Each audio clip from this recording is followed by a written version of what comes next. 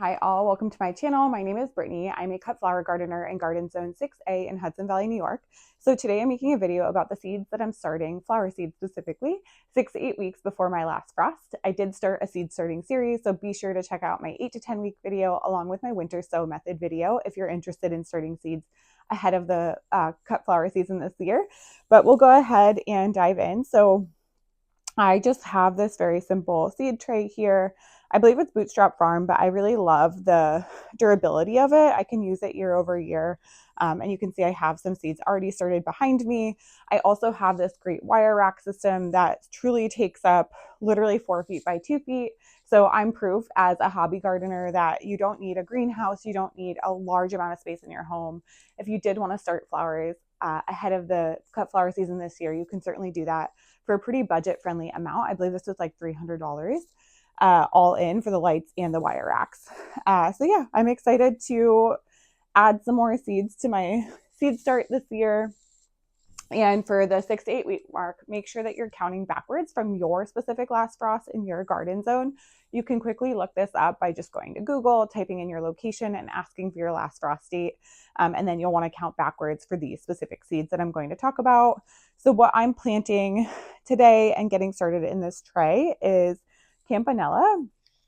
And again, I highly recommend Johnny Seeds. What's so lovely is on the back of the seed packet, they really educate you on how and when to plant each specific seed that you buy from them. They have so many great tutorials as well online, which have been really helpful in my cut flower journey. I'm on year 5, so I've appreciated, buying a lot of my seeds from them or another reputable source like a local, Hudson Valley Seed Company, as well as somewhere I source my seeds. So I'm going to be doing some Campanula. This is a really beautiful, like dainty flower. I really like these. I have both a hybrid champion white, it's pelleted Campanula. And then I also have a rose colored champion pelleted hybrid Campanula from Johnny Seeds. I'll also be doing some ornamental grasses. I think those are really beautiful in arrangements for just adding like a textural element, but also just some interest in an arrangement. I'll also be planting today some Celosia. I love Celosia. It's probably one of my favorite cut flowers.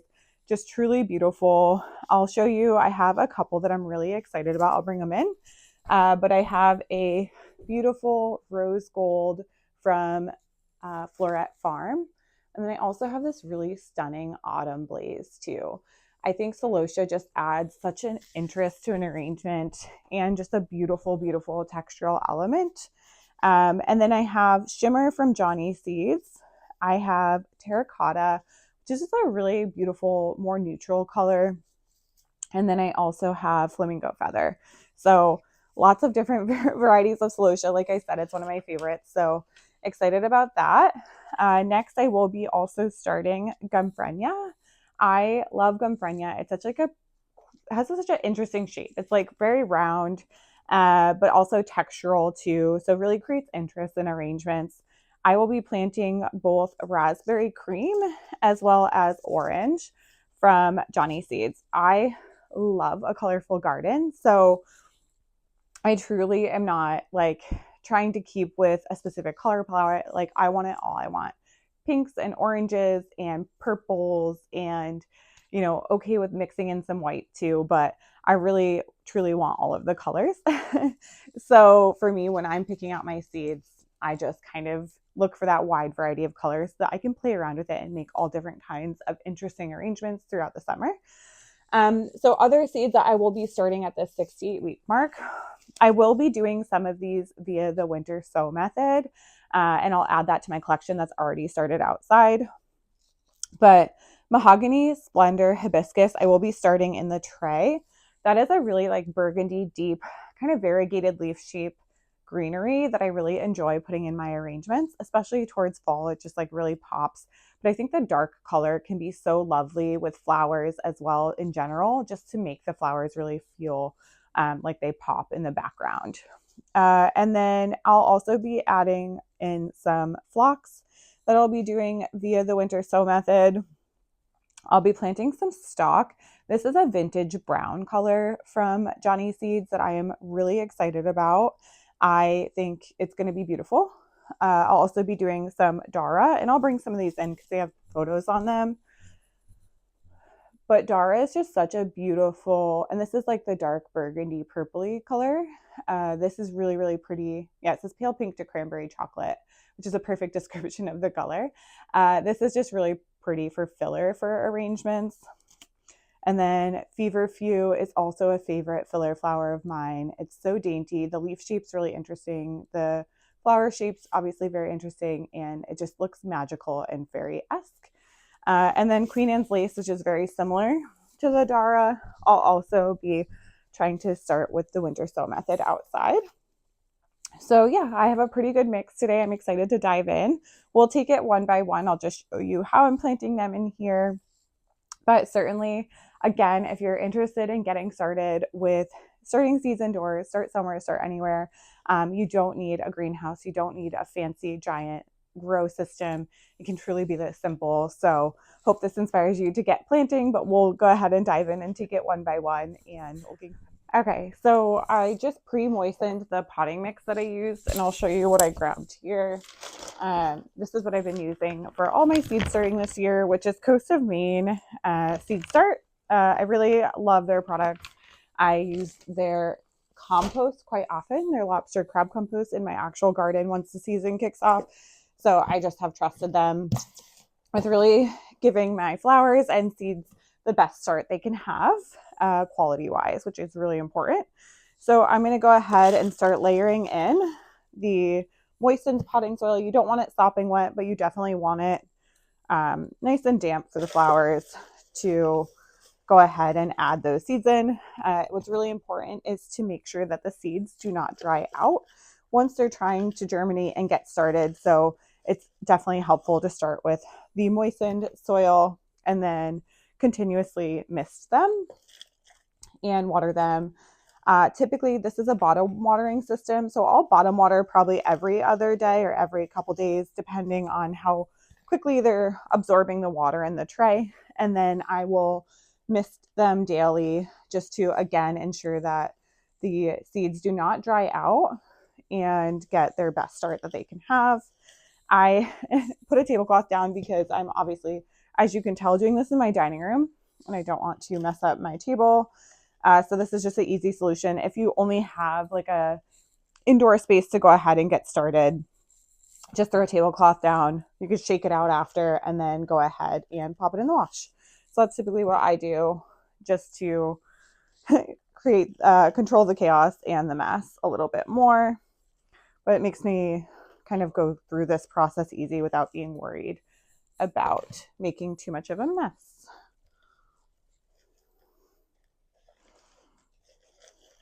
All right.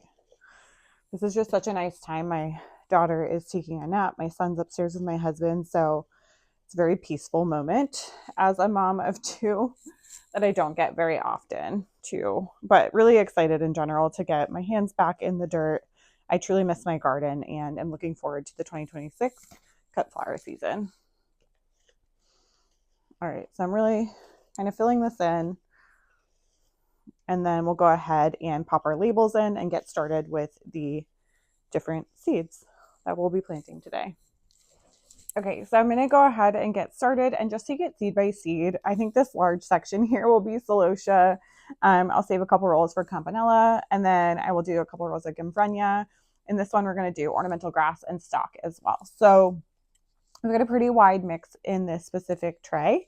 But just again, to point out how great Johnny Seeds is, make sure to read the back of the seed packet. It will tell you exactly either the depth to plant it, the seed, cell tray type to use as well, that they recommend, and then it just gives you a lot of great information. So I'll bring this packet in. This is the Celosia Shimmer to just show you what that looks like.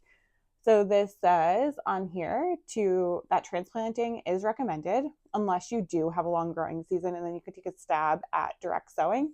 I do not, because I am in zone 6A. So I will be using the 72 cell flat, and then it says to plant them 6 to 8 weeks before last frost. Light is required for germination. Cover very lightly to hold seeds in place, and then bottom water or mist lightly to avoid displacing the seeds because they are very, very tiny. So I'll open this packet up just to show you how tiny they are, because they can definitely easily be displaced if you water too harshly or, you know, kind of move them around on accident, because you do want to surface sow them. So just to show you how tiny they are, they're so small. So we'll go ahead and get started. I'm doing a pretty wide mix of Celosia. So I will kind of show you what that looks like. Some people do choose to use like a toothpick or something to pick the seeds up to really see them in a better way. Because sometimes it can be difficult to manage this with your hands specifically. But I find that I kind of just use my nail and my finger and kind of use the palm of my hand and sort them that way. So we'll go ahead and do the next row right here of them. I'm going to do the Autumn Blaze, which is so beautiful, from Floret. And all these Celosia seeds, you know, I know are going to be the same in scale. So again, I will just put them kind of like a small pile of them in the palm of my hand. And then just lightly kind of, I'll typically do 2 per cell to make sure that we get germination. And then I'll just sort out just the 2. And then I pick them up really gently and kind of go in close and just make sure they fall in like the middle. And then just give them a little pat. And then we'll do it again. We'll kind of move 2 over. And then pick them up very gently. Put them right in the center. And just give it a little pat in. And then once we go ahead and get all the Celosia planted, what I'll do is go through again really lightly, and I'll show you when I do it, and just mist overhead and let it fall down so that, again, we're not displacing these very, very tiny seeds and moving them around too much, because that can happen easily with how small and light that they are. Let's go ahead and grab 2 more. But yeah, I don't want to bore you too much with sitting watching this. It does take a little bit more time because they're so tiny. So I'll go ahead and plant up the Celosia, and then we'll move on to the next flower.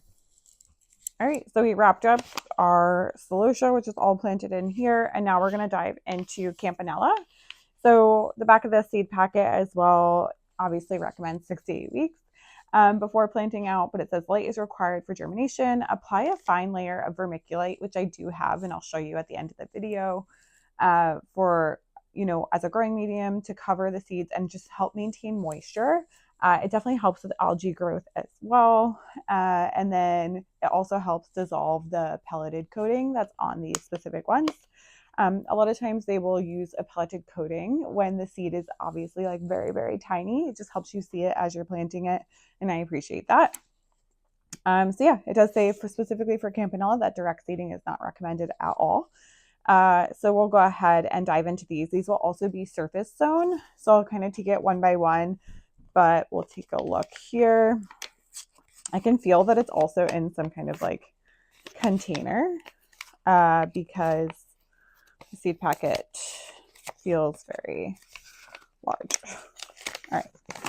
So yes, you can see right here, they're like pelleted, pretty tiny. I appreciate that it's also like a colored pellet. So it's more like yellow, so it'll really stand out as we plant them and get them in the soil. All right, so again, they're so tiny. So similar to like I did with this, I kind of just move over 2 of them, pick them up really gently, and since these are yellow, it's really lovely to be able to see them a little bit more. Go ahead and grab 2 more.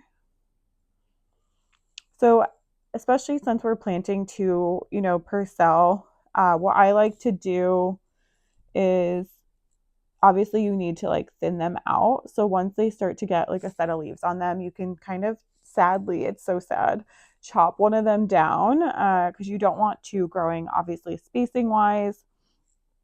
They would not germinate their best or have the space that they need to grow if they're competing for space within these small cells. So we'll see, you know, what germinates in the next week or 2, and then we'll probably have to chop one down, which again is like the saddest thing ever, because they're like a little plant baby. All right, so I'm just doing a row of white. I'm going to do also a row of the rose color, but don't want to bore you too much with that. Again, just surface sow these Campanula. They're pelleted, so we'll add a layer of vermiculite, which I'll show you at the end because I'll probably add some for the Celosia as well. But it's really that simple. Just read the back of your packet. This one was really easy, so I'll do the next row or two of the other variety of Campanula, and then we'll dive into the next seed.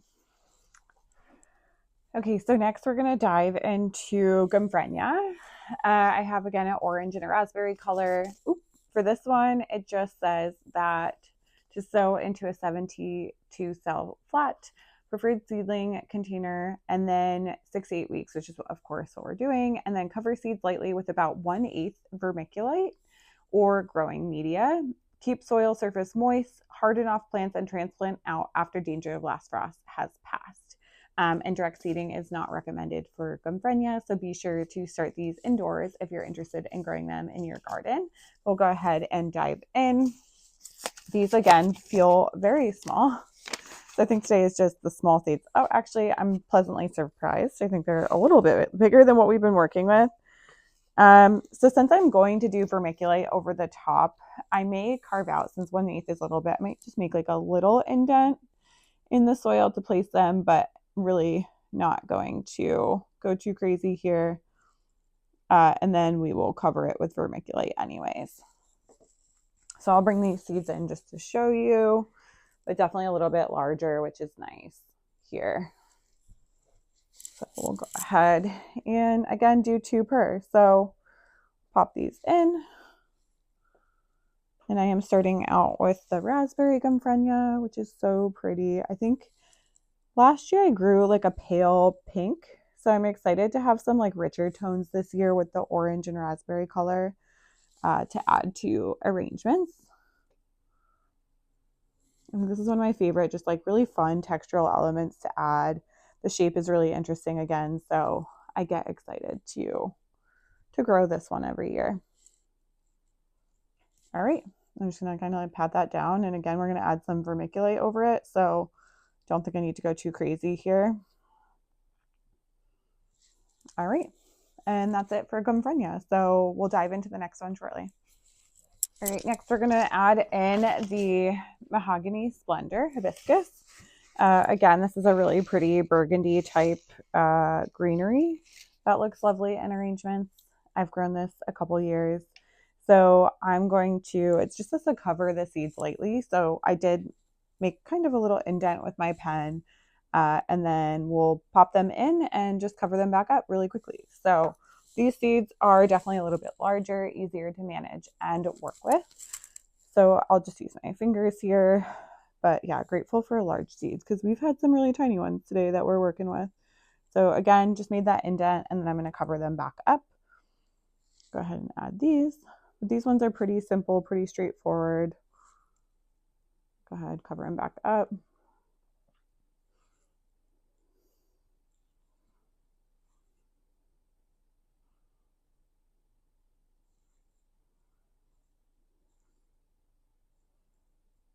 All right.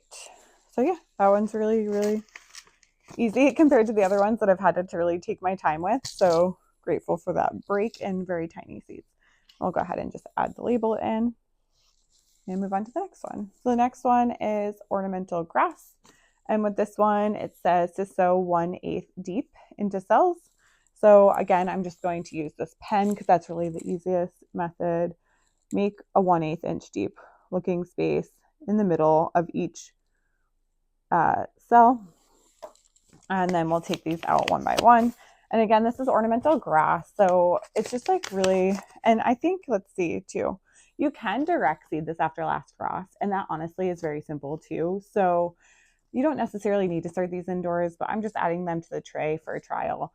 But I will probably just direct seed the rest because these just grow pretty wildly in my area. A lot of like ornamental type grasses that they don't really require too much effort. So I will likely direct seed the rest of this packet outside along my border, but I might as well just start a little bit indoors and see how it goes to just get ahead of the growing season and get these started. These seeds are very tiny and also almost like translucent looking.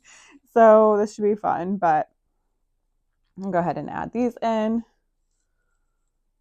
Yeah, they're like really, like you probably can't even see them in my hand. They probably blend in. So definitely tough. I'm doing again 2 per cell, covering them back up.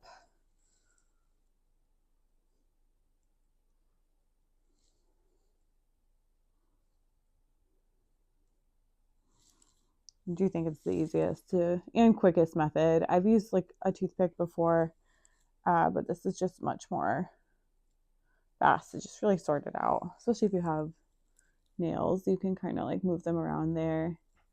All right, so that's it for the ornamental grass. That was pretty simple there. We'll see how those come up in the seed tray. And then the last one that I'm doing is some stock. I've grown Snapdragon last year. I've never grown stock before, so this will be my first year trialing this, but it has a similar shape and really adds great height to arrangements. So for this one, it says to sow 1/4 inch deep, and then you can put it out after danger of last frost, and then harden off and transplant. You can direct seed this, it says after last frost. But I'm not sure if my specific area, my growing season's pretty short. So I have found with some that it does recommend that you can direct seed. It just depends on the variety. I do not have a long enough growing season to really get them going if I don't start them ahead indoors. So it does say they are cool weather crop, which is really lovely. So I'll also try to take a stab at winter sowing some stock as well, and see how that goes. But yeah, we'll go ahead and do this. Super simple. Again, I'm just gonna use my pen and try to do like the 1/4 inch. I'm gonna go a little bit deeper with this one. And then we will add the seeds and cover them back up. Again, we're back on the tiny seed.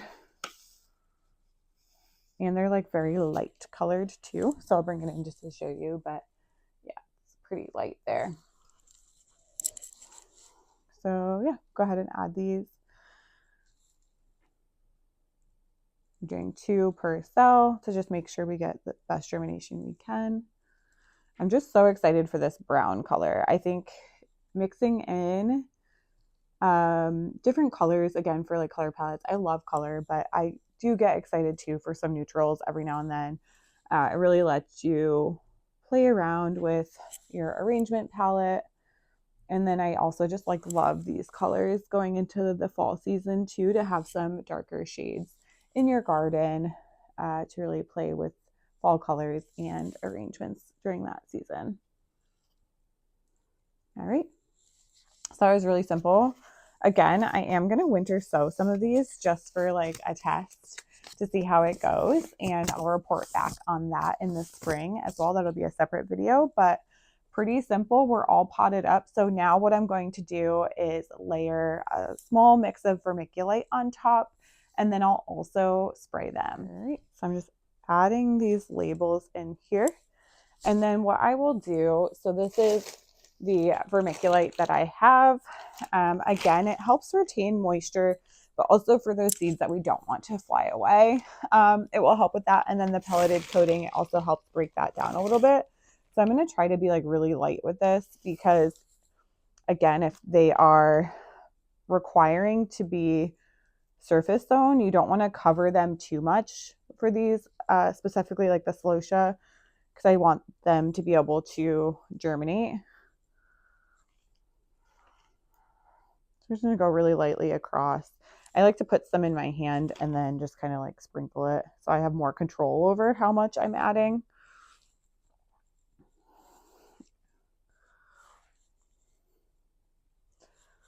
Perfect.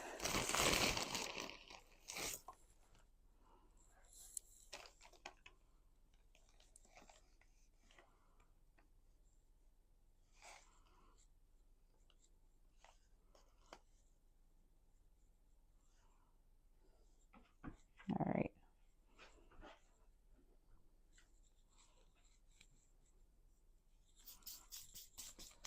All right. So that's on there. And then again, the Celosia seeds were so tiny. So when I'm going to go through with my mister, I'm going to kind of like spray overhead and just let it fall down. I don't want to move anything around or apply too much like pressure to the seeds. We're just going to spray right over and let it fall down on top of them. And again, the potting or the seed starting mix was already really moist. So, we don't need to go too crazy here, but this just helps water in the seeds to give them their best start.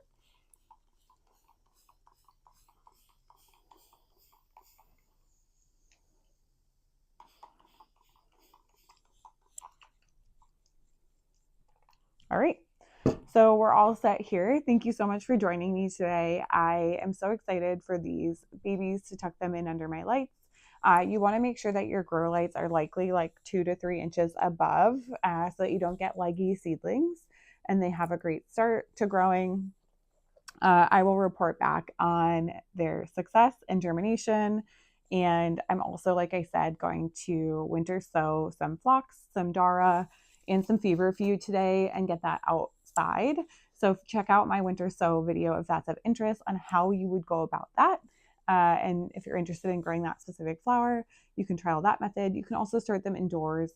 Also might do like a small batch indoors just to have both trials going to see how that goes. But really appreciate you being here. Definitely like and subscribe if you love cut flowers and want to go on your journey with me. Again, I'm on year 5, but I'm always learning and growing with my flowers, and really, really, really excited for the 2026 season. This is probably the most flowers I've started ahead of the season in my journey so far. So happy to report back on any failures along the way, or, great successes too, so that you can learn too. But appreciate you being here and hope to see you in the next